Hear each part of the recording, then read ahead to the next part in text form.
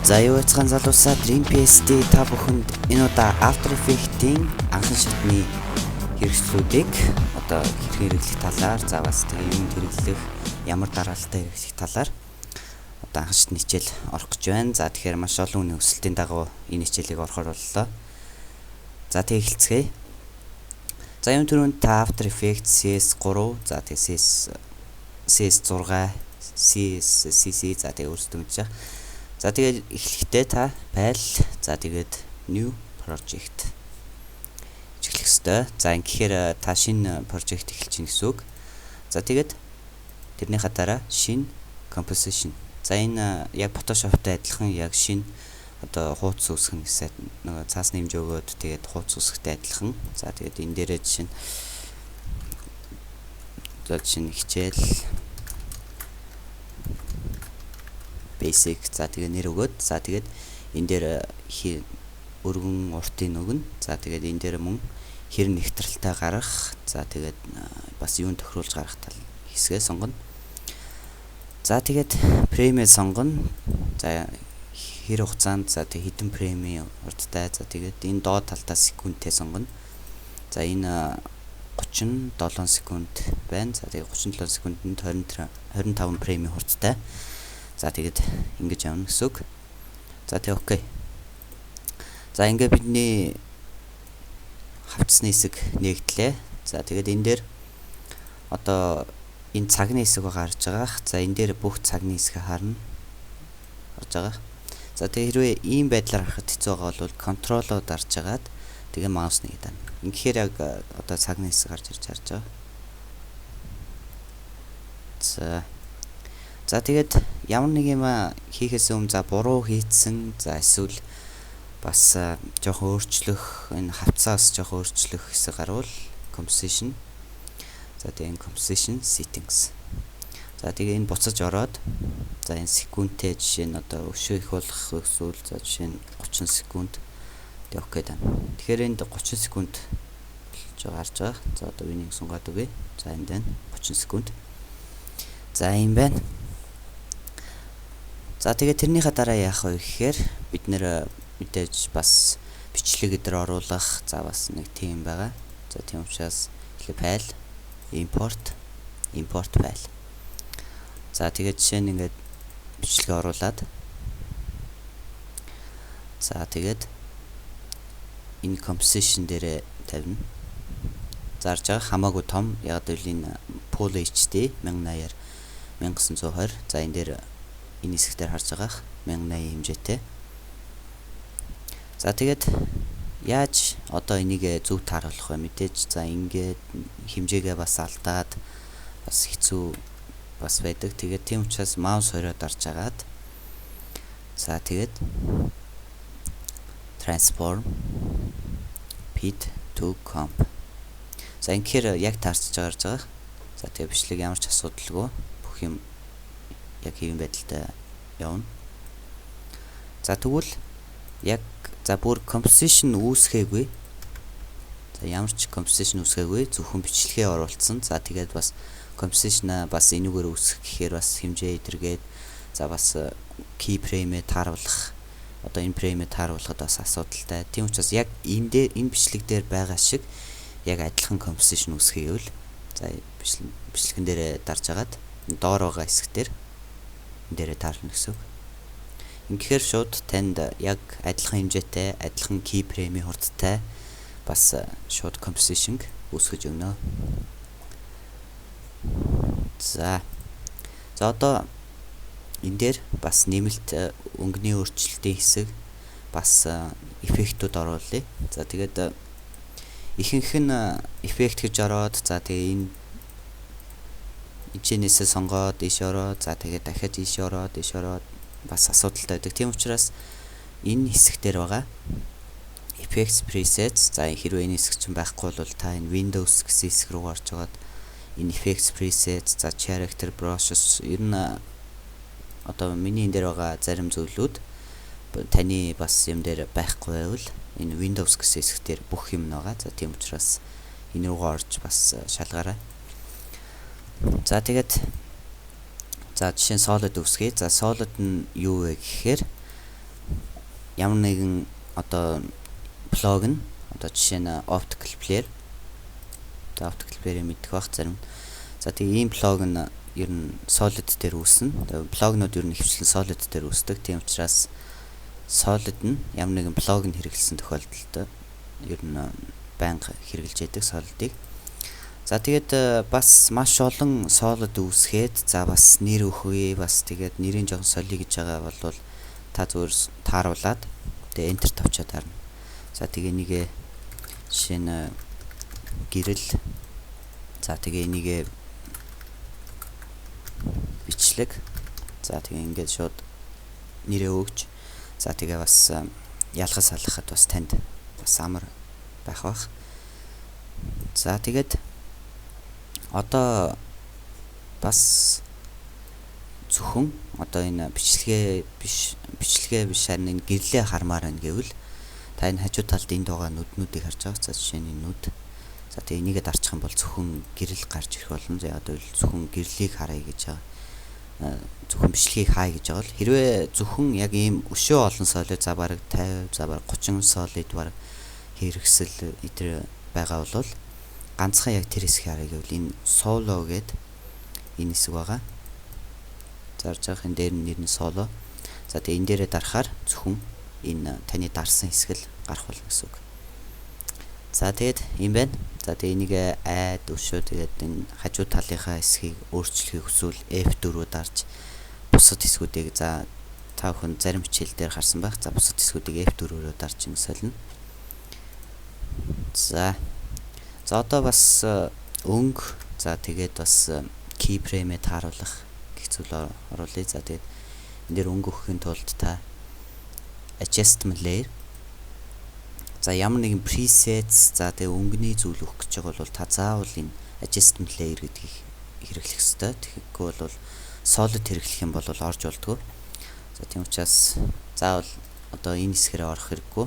Зүгээр хэрвээ та нэрийг мэддэг бол шууд одоо энэ хажуу талынхаа хэсгээр орох боломжтой. Тийм учраас шууд ороод effect color correction за жишээ нь curves үгүй.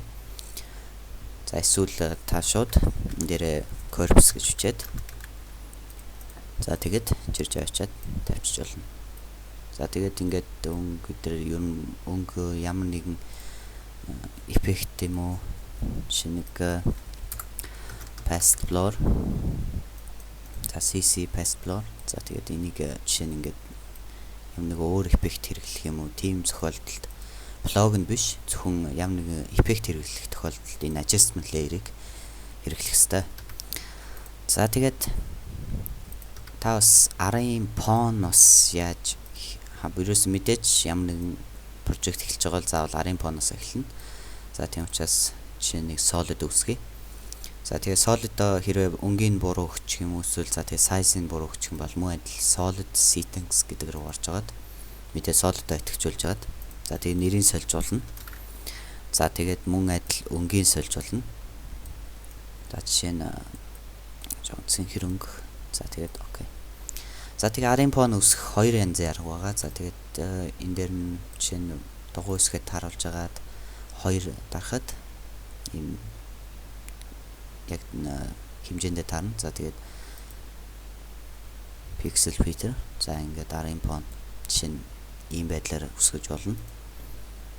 Зарж байгаа. За эсвэл бид нэр ramp гэдэг хэрэгслийг хэрэгжилж болно. Ramp. За тэгээд арын фон үсгэвэл шинэгээ цагаан дээр за тэгээд нэгэ хар дээр. Тэгээд цагааны бас жоохон. За тэгээд ramp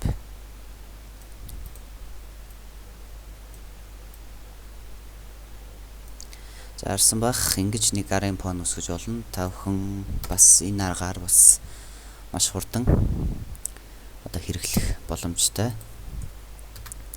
За тэгээ бусад хэсгүүдийн танд товчд хэлээд үгүй. За тэгээд текст хийгээвэл энэ дээд талын текст нисгтэр шууд текстээ ингэж бичиж болно. За тэгээд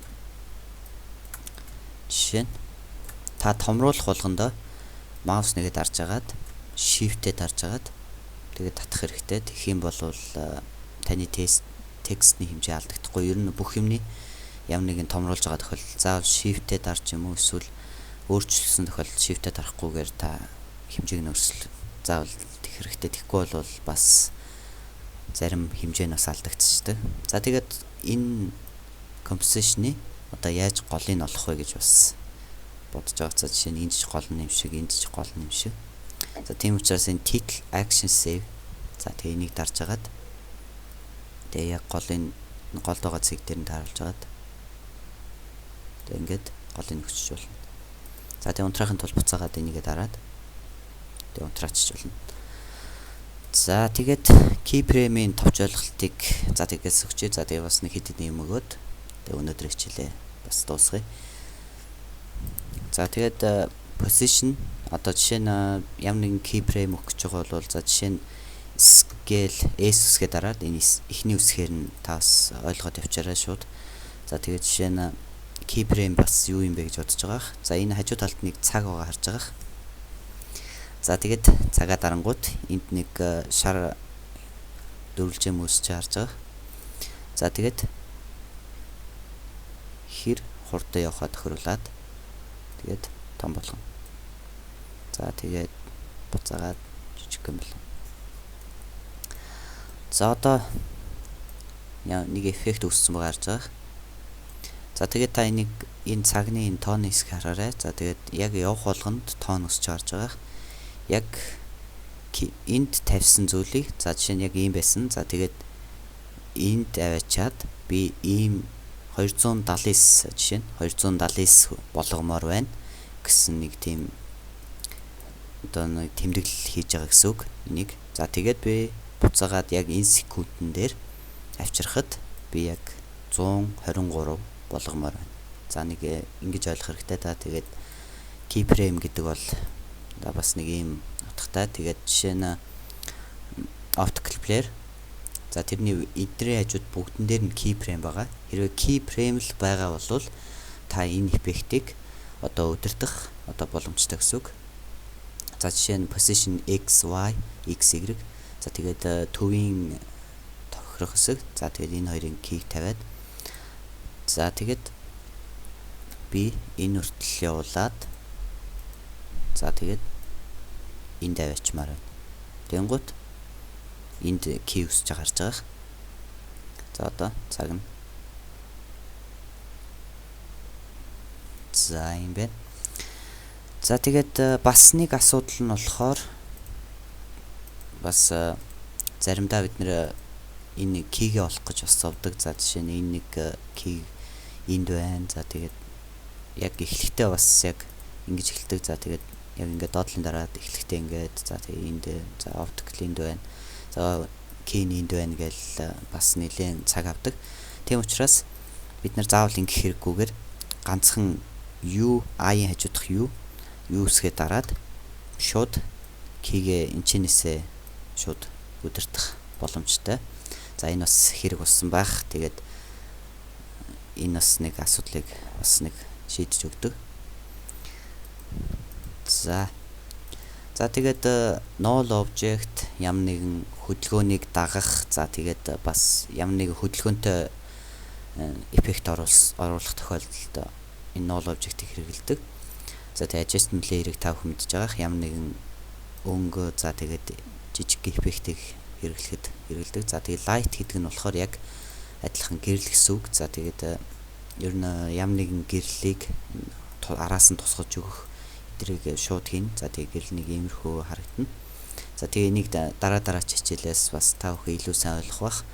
За тэгээд solid та бүхэн ойлгосон гэж бодож байна. Ямар нэгэн блог нь ер нь хэрэгэлсэн тохиолдолд зөвхөн ямар нэг өөр суулгасан эсвэл тэгээд plugins гэсэн хэсэг дээр шууд хэрэглэнэ. За тэгээд та бүхэн ойлгосон гэж бодож байна. Тэгээд нэгэн зэрэг шууд анхан шатны хичээлийг бүрэн дуусгах нь гэж байхгүй. Тийм учраас цаашдын орох хичээлүүд дээр та бүхэн сайн энэ хэрэгсэл бас яадаг, энэ яадаг гэдгийг сайн хараад бас өөрсдөө ойлгож авах хэрэгтэй. Тэгэхгүй бол энд анхан шатны бүх юмыг зааж өгнө гэх юм бол бас нэлээх цаг зав бас тэгээд маш удаан хичээл болох болно. Тийм учраас цаашдын илүү сонирхолтой хичээлүүд дээр та бүхэн энэ ямар хэрэгсэл байдгийг шууд мэдж авах хэрэгтэй. За тэгээд өнөөдөр хичээлийн хүү дууслаа. Та бүхэнд бас анхны хүмүүст бас таалагдсан гэж бодож байна. За тэгээд дараа хичээлээр уулзтлаа. Түр баярлалаа.